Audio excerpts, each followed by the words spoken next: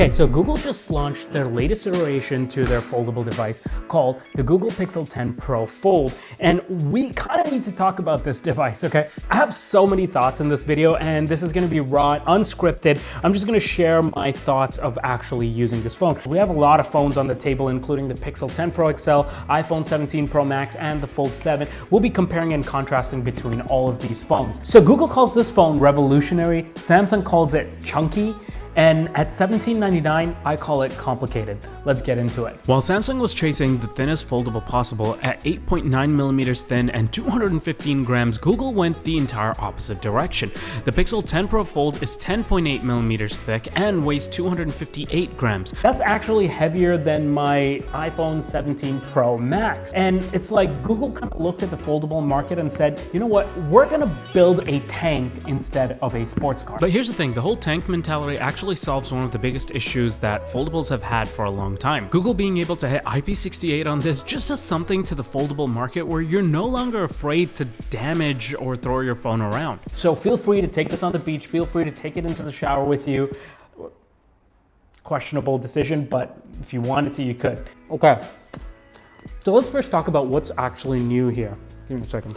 First and foremost, this gearless hinge design. This thing is completely sealed and it's rated for 200,000 folds and unfolds. That's basically 10 years of opening and closing this thing 50 times a day, which I highly doubt anybody's gonna do, but just so you know, like, we're good. The other thing is battery life. Now, this is like a major consideration for a lot of people, including myself. The battery life on this went up to 5,015 milliamps from 4,650 milliamps from the last gen Fold 9. And that is a welcome addition. Now, one of the areas where the Pixel does have this Fold 7B is supposed to be in the display, because this has 3,000 nits of brightness, which is 400 nits brighter than the Fold 7. But look, hands down, I think my favorite feature about this phone this year, I know it's kind of like, I don't know, it seems a little lame, but it is Pixel Snap.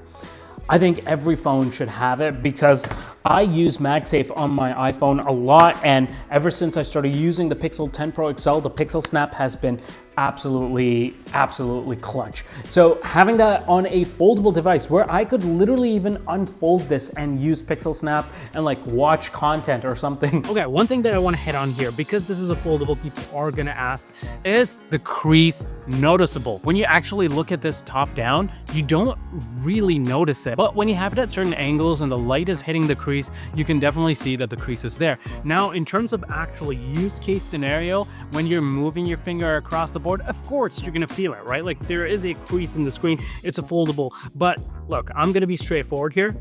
This has been something that everybody asks me about foldables, but it's like the crease doesn't really matter, because even with the older generation Fold devices, when the crease was much more noticeable, like, yeah, you notice it for the first, like, you know, couple days and stuff like that, but then you get used to it and then it just becomes part of the phone and it doesn't really bother you. Like, I can't remember the last time I was using my phone, I'm like, oh man, yeah, this kind of sucks, the viewing experience, because of the crease.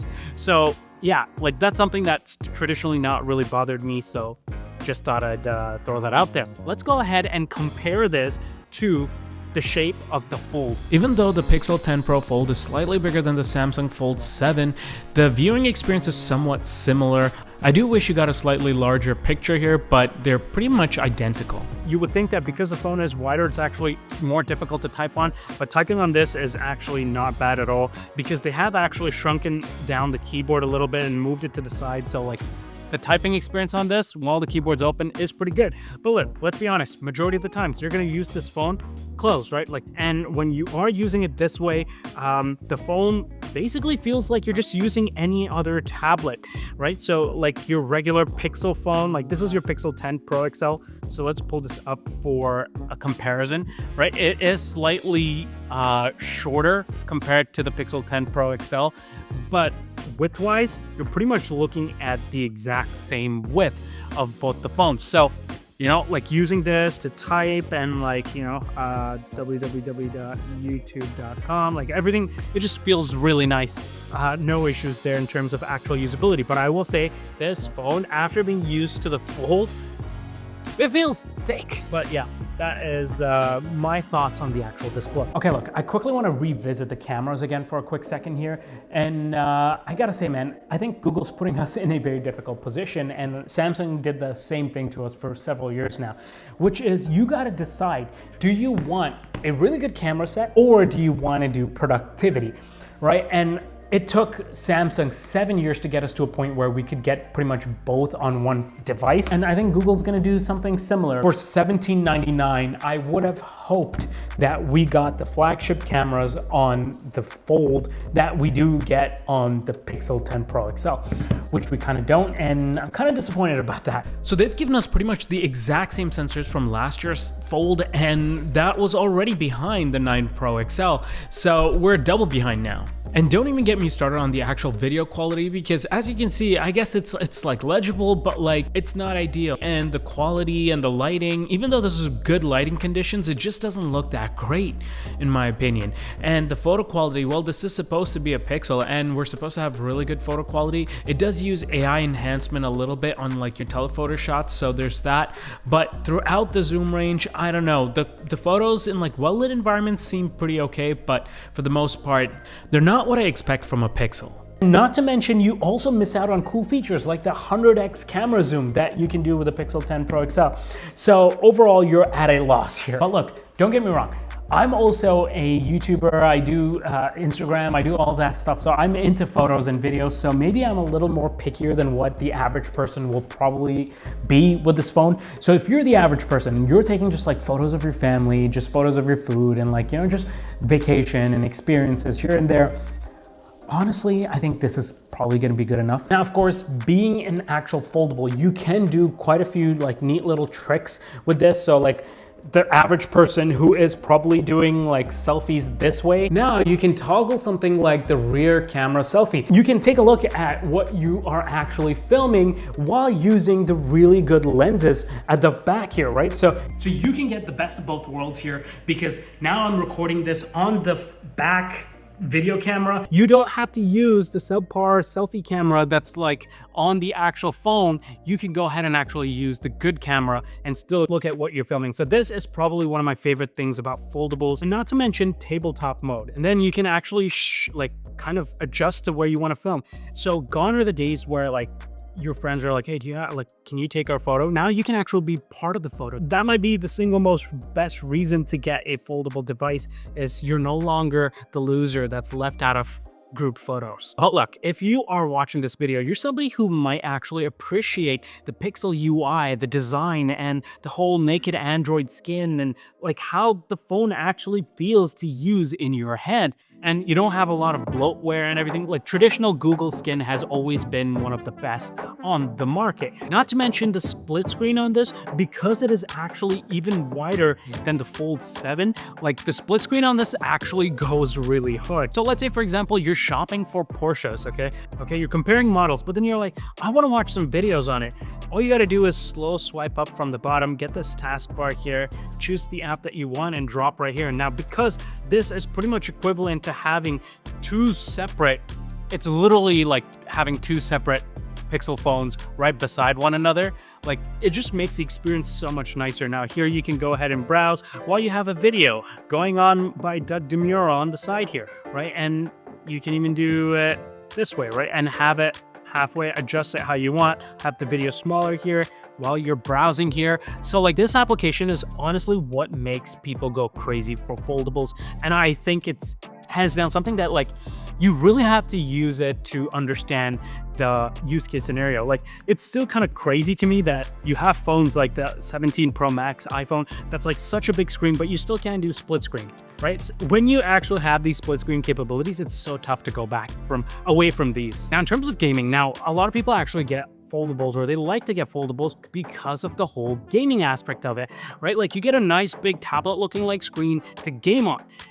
I'm sad to report that if you are getting this phone for gaming, the Pixel 10 Pro Fold, don't do it. Don't do it to yourself, okay?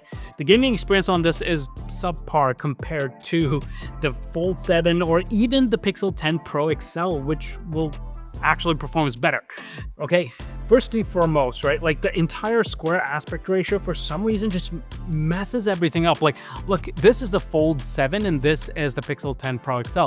Do you notice, like, notice the difference in screen size here, right? Like, I don't know what's going on, but you get a significantly smaller screen. And also, if you notice, like, things are like squished, right? Like the map here and everything is squished. Your controls here seem a little squished versus on the Fold 7, it's just optimized so well. Like everything is nice. Like, let me show you a comparison between the two, right? Like this is how it should actually look and this is what's happening up here. So yeah, everything is kind of just squished down version of what it should be.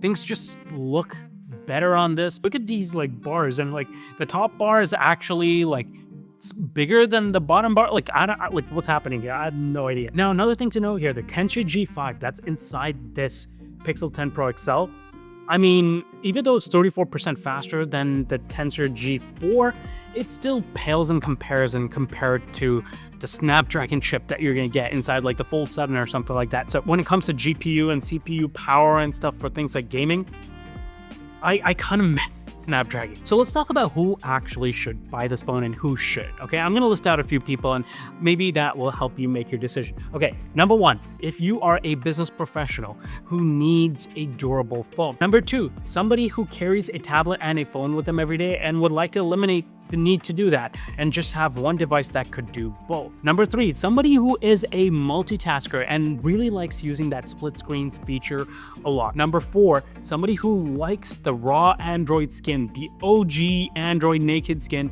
and they like that better than the Samsung or any other ecosystem, and they want to stay within the actual Pixel Google ecosystem. And number four, now arguably somebody who wants a foldable but doesn't want to be constantly worried about durability of the foldable, and they don't want to like throw a case on there and stuff like that. So maybe this might be good for them as well. Now, who shouldn't buy this phone? Number one, gamer. Like if you are planning on gaming on this phone, please do not buy this phone. Like it's not going to be good for that. Number two, if you are a hobbyist in terms of photography or videography, probably don't get this phone. You'll be much happier with the Pixel 10 Pro XL. Number three, somebody who wants the best value for their money, you probably are not going to find it here because you could do most of what you want to do on like the Pixel 10 Pro XL for much cheaper, or the iPhone. In terms of foldable devices, like it's a very specific user case that should probably consider this. If you are looking for something with the IP68 water and dust resistance, you want something more robust, but you want that foldable design so you can do multitasking and stuff like that. You don't care about the camera as much, and you just want something that works within the Google ecosystem, like with the naked Android skin and stuff, then maybe this might be a phone for you to consider. But honestly, at everything you're getting for the price, I think the Pixel 10 Pro XL is just a better phone. So yeah, that's pretty much what my feelings are. But I'd love to turn it over to you guys. Let me know in the comment section down below what you guys think out of these four phones, or if you have another phone that you're using or you like better, let me know in the comment section down below. I'm curious to see what you guys think about the new Pixel 10 Pro Fold XL. I'll see you guys in the next video, and until then, check out one of these two videos here.